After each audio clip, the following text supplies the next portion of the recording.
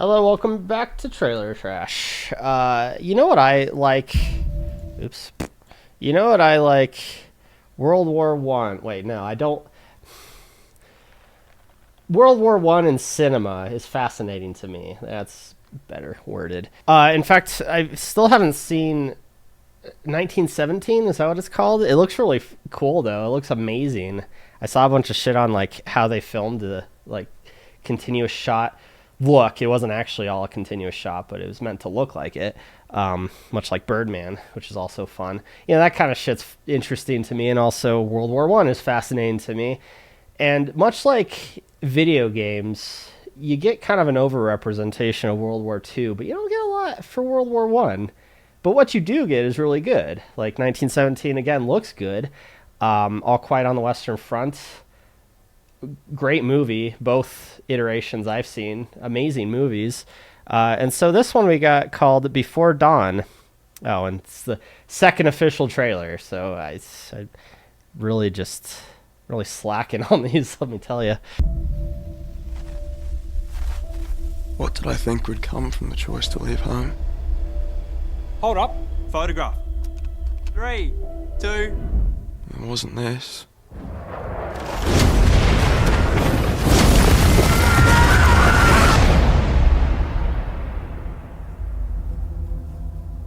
You about to tell me you're off to the war?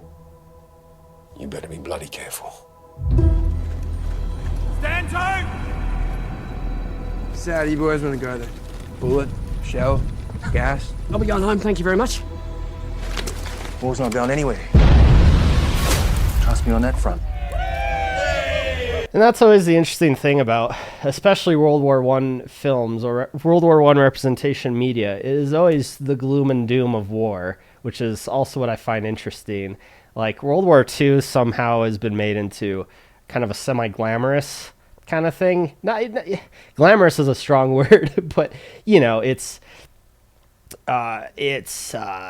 exciting. It's action-packed. There's a lot of moving pieces and a lot of interesting things to follow about World War II, especially the people involved. But when it comes to World War One, typically your standard story is this is hell. You are going to die here, and it's going to be horrible. Just everything about it is going to be horrible. And I find that fascinating because where's that sort of anti-war propaganda in World War II films? You know, I think I might have stole this from Wendigoon video. Yeah, when he covered the original All Quiet on the Western Front movie, I think it was like Spielberg had said something along the lines of like, war films by their nature are anti-war films because if you do it justice, you are showing the horrors of war through it. That's true, but at the same time, Saving Private Ryan is just, you know, it looks more heroic. Yeah, there's terrible things that happen, but it's more like, oh, the bravery and strife of these characters. Whereas World War One, it's like, you poor bastards, why were you here? Why did you do this sort of deal?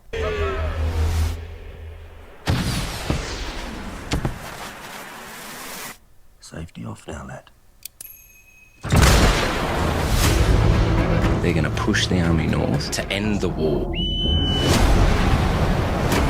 Seems reckless. Well, that's the idea. I'm in. Gas, gas, gas! Man, you could totally turn World War One into like a horror movie type of concept.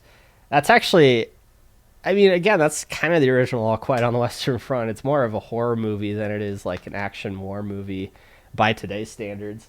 But it's just like you got the mustard gas, you got the whole over the, you know, going over the top kind of thing.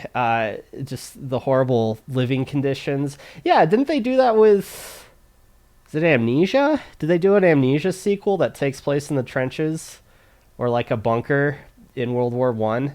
But that was like a monster that was coming out. Like they dug into something that wasn't supposed to be dug into, sort of deal. And so scary things happen, but in and of itself, just war is terrifying. Again, because that's just what you get. That's the message you get from anything World War One, fascinatingly. But it'd be interesting. It makes me think of, I don't remember if it was in the original All Quiet on the Western Front, but in the remake with Ian Holmes, I can't remember who played the main guy, but Ian Holmes was in it, I know. There's a scene where he gets knocked out. They go like over the top into no man's land, and the main dude gets knocked out or something, and he wakes up and it's dark all of a sudden and has no idea which direction is his side. Like there's trenches on either side of him, but he doesn't know which one is the enemy and which one is like his forces. And I'm like, that's terrifying. Like just the situation itself, that's scary, you know, and just, you know, life and death. It was in the original, the whole idea of the boots. There's a whole sequence where a guy dies, someone takes his boots, he dies, someone takes his boots, and it's like the lineage of a pair of boots going from soldier to soldier as they keep dropping dead. And it's just stuff like that. You could totally do a twist on it where it's like this horror, psychological horror film more than it is action explosions kind of deal.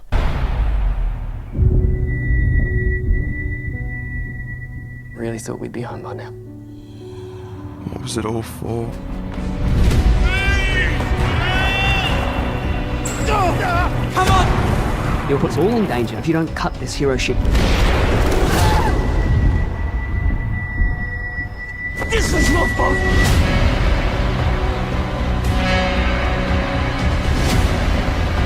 You fight for the man next to you! I'm in debt to these boys. 3, 2,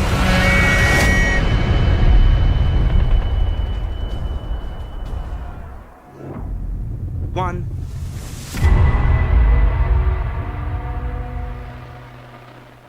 That was a pretty cool shot. Just the wide shot of soldiers running through no man's land. That's pretty cool. Yeah, again, World War One, just fascinating piece of history. I guess I'm just more I mean, I am interested in the history of the war, but I'm more fascinated by how it's represented in pop culture. Because again, it's usually this sort of bleak and dark type of subject matter where, you know, you get that in World War II films for sure, and Vietnam films and all that jazz. But it's more, I don't know, there's always some other twist to it. Again, like heroism, bravery, or just batshit insanity in the terms of like Apocalypse Now. Like, I wouldn't call that dark and bleak. It's just more insanity than anything else. So yeah, I find that fascinating. Let's check out the comments, see what other people think, because I care. This reminds me of the movie 1917.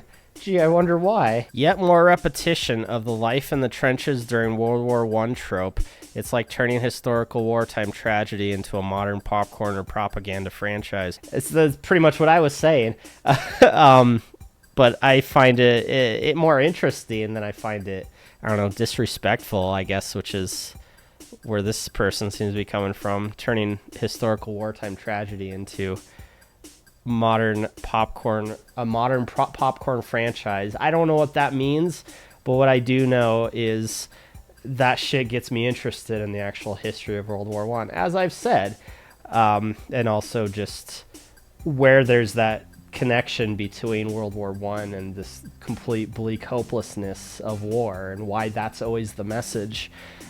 So I don't know, I don't see anything wrong with that, honestly. Also, I don't know about propaganda, like pro-war propaganda. Is that what you're trying to say? Because not getting any of that, especially from a World War I film. Again, back to my previous point on that. Oh, what ho, chaps, is this part of the propaganda to get 18-year-olds to strap on a tin hat and a rifle and go over the top? By George, let's get that medal. Scratching chin. Where are people getting this from? What? Do those soldiers look happy? Like, does this look like pro-war propaganda? Let's find a good shot. How about? I mean, just this guy's face in general is pretty depressing. Let's be honest. Yeah, that face. It's in the thumbnail. Yeah, it looks like the face of someone who really wants you to join the war effort. No. It's funny how it's happened again where the comment section seems to go completely against what I've been saying. I see it as propaganda on the opposite direction. Like, war is hell, war is dumb. I'm pretty sure there's a line in here saying, what was it all for? It's a damn good question. And unless the movie answers it with, I don't know, some sort of orgy of golden women, yeah, that's a good question. What is it for? And again, All Quiet on the Western Front, exact same type of idea.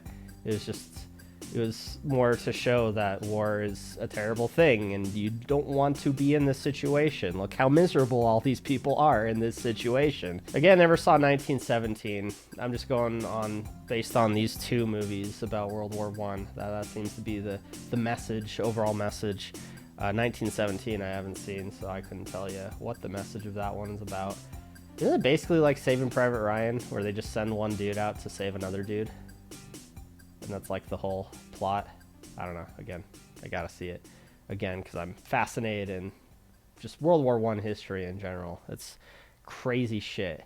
Like how the war started, just utter madness how that works. So yeah, Before Dawn, which incidentally happens to be, I've heard on good authority, when it's darkest. So again, just another way to say, hey, World War I, not a pleasant thing, not something we want again. Go fucking figure. Thanks for watching.